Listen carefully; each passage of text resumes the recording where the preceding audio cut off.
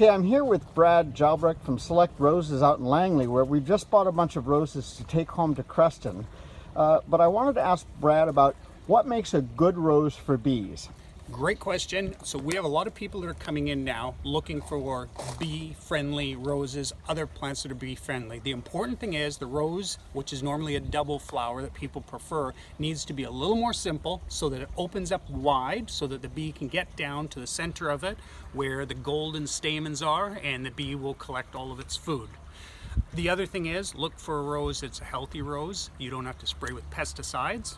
And preferably a rose that's going to repeat bloom, so it will give you a food source all season long. Right. If you choose one of the once blooming roses that's a giant rambler, that's also good, because the rambler will produce this massive flush for 3 to 4 weeks, so the bees that are out early in the season will have a huge food source there. Is there any particular type of a rose that we should specifically stay away from?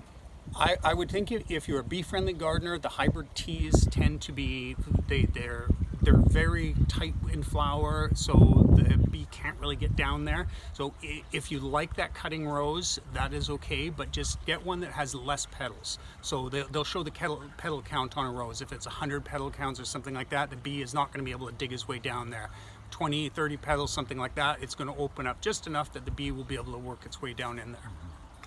Do you have a favorite rose that you like for bees?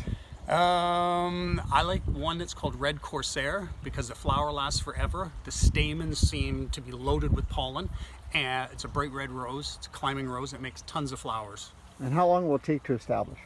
First year. That's one plant growing in a barrel behind us there.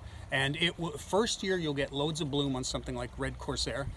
And the plant will it's disease-free, and it will flower all through the summer. And I always find the bees swarm to that one. Yeah. So we've taken one of your Hudsons home with us. Yep. Is that a good choice? Yeah, fantastic. It's a bright red. So I don't know if bees go by the color, but they will see the stamens are easily accessible. And it has a huge amount of stamens in there that are just dripping with pollen. I notice that some of the roses have more pollen than others, and that one has a lot of pollen, so when they're blooming here, we've noticed it's disease-free. The plant looks great, but the bees love going to it. Great. Well, thank you very much. You're welcome.